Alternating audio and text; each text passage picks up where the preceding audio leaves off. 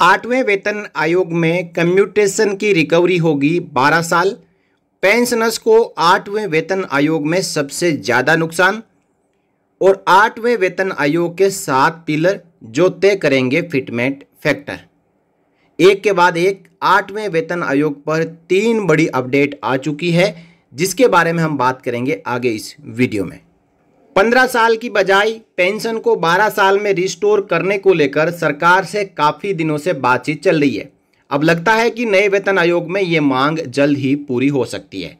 आप सबको पता है कि आपकी पेंशन कम्यूटेशन जो है, आपने जो सीवीपी लिया है उसकी रिकवरी 15 साल तक वापस होती है, जो कि न्यायोचित नहीं है। 11 से 12 साल में पूरा आपका कम्यूटेशन है उसकी रिकवरी हो जाती है। सरकार आपसे 3 से लेकर 4 साल तक एक्स्ट्रा रिकवरी करती है। 8th पे कमीशन में कर्मचारियों की पेंशन से जुड़ी एक बड़ी पुरानी मांग पूरी हो सकती है।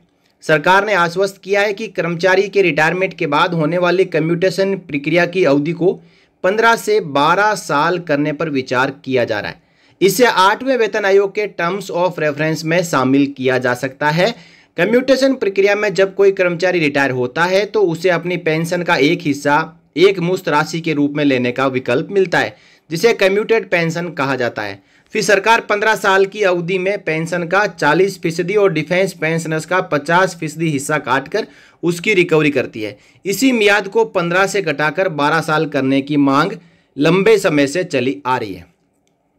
Standing committee of voluntary agencies यानी इस्कोवा की 34वीं मीटिंग में केंद्रीय राज्य मंत्री डॉक्टर जितेंद्र सिंह ने कर्मचारियों को आश्वस्त किया है कि 8वां वेतन आयोग कम्यूटेशन पेंशन पर उनकी डिमांड पर विचार कर सकता है। 5वें वेतन आयोग और कई राज्य सरकारों ने कम्यूटेशन पेंशन के रिकवरी पीरियड को घटाकर 15 से 12 साल करने की सिफारिश की थी और कुछ राज्य सरकारों ने इसको घटा भी दिया है। कुछ राज्य सरकारें 13 साल तक रिकवरी करती है, कुछ 12 साल तक करती है। अब देखिए, इसकी शुरुआत 5वें वेतन आयोग से हुई थी। 5वें वेतन आयोग में ये सिफारिश दी गई थी कि पेंशन कम्यूटेशन की जो रिकवरी 15 साल की जा रही है वो ठीक नहीं है। इससे पेंशनर्स पर ज़्यादा बोझ पड़ता है और सरकार एक्स्ट्रा उनसे वसूली कर रही है। अब देखिए, रिटायरमेंट के बाद में जो एक मुश्त राशि मिलती है, जिसे कम्यूटेड वैल्यू ऑफ पेंशन कहते हैं, तो एजी ऑफिस ब्रदरहुड के पूर्व अध्यक्ष हरिशंकर तिवारी ने बताया कि कम्यूटेशन पेंशन का वह हिस्सा है जिसकी सरकार रिकवरी करती है। रिकवरी उस अमाउंट की होती है जो कर्मचारी को रिटायरमेंट के समय एक मुश्त मिलती है और बाकी पर पेंशन निर्धारण हो जाता है। इसके बाद पेंशन की रकम तय होने के बाद सरकार उसका 40 या 50% रिकवरी हर महीने काटती रहती है और ये 15 साल तक प्रक्रिया चलती है।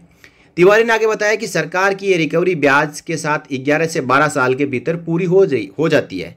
कर्मचारी यही डिमांड कर रहे हैं कि कर्मचारी की पूरी पेंशन शुरू करने के लिए 15 साल के बजाय 12 साल ही इंतजार कराया जाए, क्योंकि रिकवरी तो पहले ही हो जा रही है। ऐसा लगता है कि सरकार अब कर्मचारियों की इस डिमांड पर गौर कर रही है और इसे घटाया जा सकता है। ऐसा होने से रिकवरी पीरियड 12 साल हो जाएगा और इतना समय बीतने के बाद पेंशन पूरी मिलने लगेगी। 8th पे कमीशन पर दूसरा बड़ा अपडेट आया है कि 8वां वेतन आयोग आया तो पेंशनर्स को होगा सबसे ज़्यादा नुकसान। देखिए, एक खबर आई थी न्यू फाइनेंस बिल को लेकर, जिसमें कहा गया था कि सरकार प्री और पास्ट वेतन आयोग के अनुसार पेंशनर्स की पेंशन में भेदभाव कर सकती है। इसी को लेकर यह अपडेट आई है कि 8th पे कमीशन के लागू होने के बाद पेंशनरों का न तो महंगाई भत्ता बढ़ेगा और न ही उन्हें नए वेतन आयोग का कोई फायदा मिलेगा। ऐसी खबरों को पत्रिका के एक्सपर्ट ने भ्रामक बताया। उनके मुताबिक सरकार ने अभी 8वें वेतन आयोग के गठन के प्रस्ताव को मंजूरी दी है। इसके अलावा सरकार की ओर से आयोग के गठन को लेकर आगे की कार्रवाई जारी है। इसमें आयोग के सदस्यों का चयन होगा, टर्म्स ऑफ रेफरेंस जारी होगा और 8वें वेतन आयोग में क्या क्या बेनिफिट मिलेंगे, क्या क्या कटेगा, ये कमेटी बनने के बाद ही तय होगा। महंगाई भत्ते की गणना करने वाले एजी ऑफिस ब्रदरहुड प्रयागराज के पूर्व अध्यक्ष हरिशंकर तिवारी के मुताबिक 8वें वेतन आयोग के सदस्यों का चयन होना अभी बाकी है। कमेटी बनने के बाद सरकार उन्हें टर्म्स ऑफ रेफरेंस देगी, जिस पर उन्हें विचार करना होगा। कमेटी नए वेतन आयोग के बेनिफिट, डिडक्शन आदि तय करने के बाद अपनी सिफारिशें सरकार को भेजेगी और फिर सरकार तय करेगी कि इन सिफारिशों के ऊपर किन किन को रिकमेंड करना है, अप्रूव करना है। तो यहाँ पे एक शब्द आता है टर्म्स ऑफ रेफरेंस। क्या होता है टर्म्स ऑफ रेफरेंस? तिवारी के मुताबिक 8वें वेतन आयोग के टर्म्स ऑफ रेफरेंस तय करना सरकार की जिम्मेदारी होती है। ये उस आयोग के दायरे, उद्देश्यों, कार्यप्रणाली और रिपोर्टिंग टाइमलाइन को स्पष्ट करता है। इसमें वेतन और पेंशन ढांचे की समीक्षा, वेतन और पेंशन सुधार, भत्ते, कार्यकुशलता व प्रदर्शन और कार्य स्थितियों में सुधार से जुड़ी बातें होती है। अब पेंशन को लेकर भ्रामक जो खबरें आ रही है उसके बारे में बता दें कि बीते दिनों कुछ ऐसी भ्रामक खबरें आई थी जिनमें दावा किया गया था कि फाइनेंस बिल 2025 में सीसीएस पेंशन रूल 2021 के रूल 37 को संशोधित किया गया है। पेंशन विभाग ने वित्त मंत्रालय, पर्सनल विभाग, कानून विभाग और सीएजी से मंत्रणा के बाद इस संशोधन को मंजूरी दी है। संशोधित रूल के मुताबिक अगर किसी कर्मचारी को अनुशासनहीनता पर पब्लिक सेक्टर अंडरटेकिंग से बर्खास्त किया जाता है तो सरकार उसके सभी रिटायरमेंट बेनिफिट खत्म कर सकती है। इस बेनिफिट में उसे रिटायरमेंट के बाद पेंशन मिलती है। इस प्रावधान के मुताबिक अगर कोई पीएसयू कर्मचारी जो पहले सरकारी पद पर रह चुका है को अनुशासनहीनता पर बर्खास्त किया जाता है तो उसके रिटायरमेंट बेनिफिट जब्त कर लिए जाएंगे। ये पुराने नियम से अलग है जिसमें कहा गया कि पीएसयू से बर्खास्त किए जाने पर पहले की सरकारी सेवा का पेंशन बेनिफिट खत्म नहीं होगा। अब पीएसयू वाला जो पार्ट है वो बदला गया। सरकारी कर्मचारियों की national council joint consultative machinery यानी एनसीजेसीएम के महासचिव एसजी मिश्रा ने बताया कि जो भ्रामक खबरें चल रही है उनमें कहा गया कि फाइनेंस बिल में संशोधन से महंगाई भत्ते में बढ़ोतरी और वेतन आयोग के बेनिफिट पेंशनरों को नहीं मिलेंगे। ये सही नहीं है। संशोधित नियम में जिन कर्मचारियों को सरकारी सेवा से पीएसयू में लिया जाता है उनकी अनुशासनहीनता पर बर्खास्त की वाला पार्ट बदला गया है। और 8वें वेतन आयोग पर तीसरी जो बड़ी अपडेट है वो है कि 8 पे कमीशन के 7 पिलर हैं जिन पर टिकी है केंद्रीय कर्मचारियों की वेतन और पेंशन बढ़ोतरी। अब ये 7 पिलर कौन कौन से हैं आइए समझते हैं। देखिए 8वें वेतन आयोग का ऐलान हो चुका है, बार बार बताने की आवश्यकता नहीं है। नरेंद्र मोदी सरकार को सबसे बड़ा जो काम अब करना है वो है टर्म्स ऑफ रेफरेंस को जारी करना। जो इसके एक्सपर्ट है वो बताते हैं कि वेतन आयोग के गठन के साथ ही टर्म्स ऑफ रेफरेंस की जो तैयारियां शुरू हो जाती है। टर्म्स ऑफ रेफरेंस के आधार पर ही सैलरी, पेंशन, इंक्रीमेंट, प्रमोशन तय किए जाते हैं। अब जो केंद्रीय कर्मचारी यूनियन है इसे जल्दी से जल्दी तैयार करने का दबाव बना रही है क्योंकि केंद्रीय कर्मचारियों की सैलरी और बेनिफिट का संशोधन जनवरी 2026 में ड्यू है। अगर समय पर कार्रवाई नहीं हुई तो इसमें देरी होने की संभावना है। 8वें वेतन आयोग से 1 करोड़ से अधिक केंद्रीय कर्मचारियों और पेंशनरों को सीधा फायदा होगा। जनवरी 2026 से 10 साल बाद 2026 में उनकी सैलरी और पेंशन बढ़ेगी। इसमें मुख्य बढ़ोतरी बेसिक सैलरी में और पेंशन में होगी। सरकारी कर्मचारियों की यूनियन एनसीजेसीएम के एक वरिष्ठ पदाधिकारी ने बताया कि हमने सरकार से 8वें वेतन आयोग के सदस्यों के चयन और टर्म्स ऑफ रेफरेंस को जल्द करने का आह्वान किया है। और टर्म्स ऑफ रेफरेंस के आधार पर ही जितने दायरे हैं वेतन आयोग के उन दायरों में रहते हुए जो सिफारिशें हैं कमेटी द्वारा सौंपी जाएगी और उसी के अनुसार फिटमेंट फैक्टर तय होगा। अब देखिए जो सैलरी स्ट्रक्चर का रिवीजन होना है तो सभी केंद्रीय कर्मचारियों के वेतन, भत्ते और अन्य बेनिफिट की व्यापक समीक्षा करना, वर्तमान वेतन ढांचे में बदलाव की जरूरत की समीक्षा करना, विशेष रूप से मुद्रास्फीति, कॉस्ट ऑफ लिविंग और कर्मचारियों की डिमांड के अनुसार करना। पेंशन में सुधार भी इसमें शामिल है। रिटायर कर्मियों की पेंशन संरचना की समीक्षा करना, पुरानी पेंशन योजना बनाम न्यू पेंशन स्कीम से जुड़ी विसंगतियों पर विचार, ये भी इसमें शामिल होगा।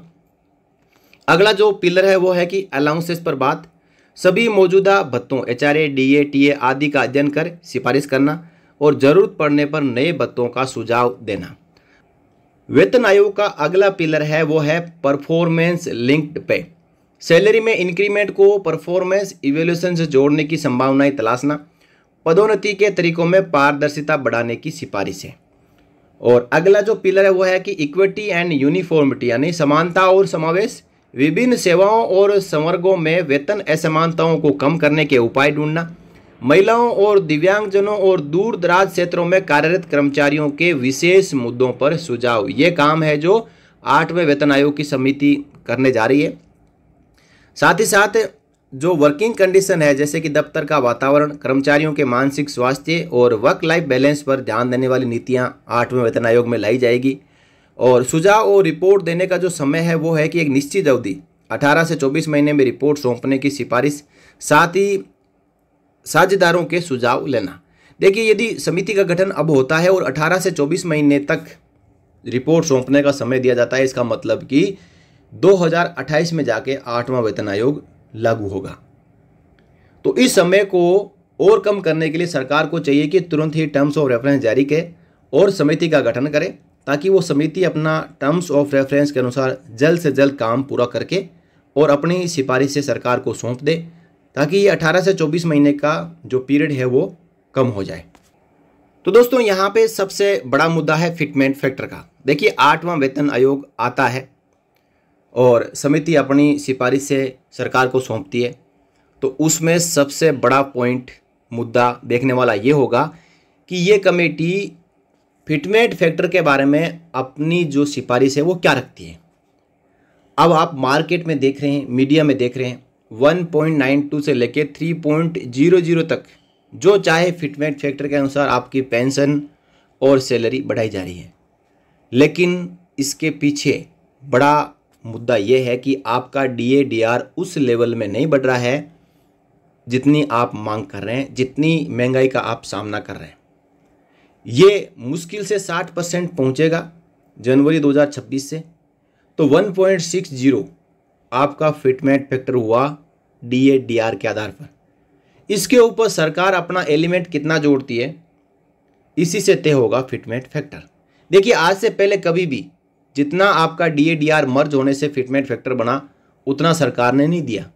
जैसे कि 1.60 प्लस 1.60 यानी 3.20, इससे तो आपकी सैलरी और पेंशन आसमान छूने लगेगी।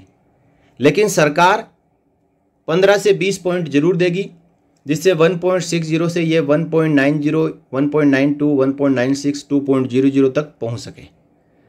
देखिए, ये मौजूदा सरकार हमेशा कर्मचारियों और पेंशनर्स की जो सैलरी और पेंशन है उस पर ज़्यादा कंट्रोल रखती है, जिसकी वजह से ये स्पष्ट है कि जो सैलरी और पेंशन में बढ़ोतरी जिसके ऊपर फिटमेंट फैक्टर लगना है वो 2.00 के आसपास ही रहेगा।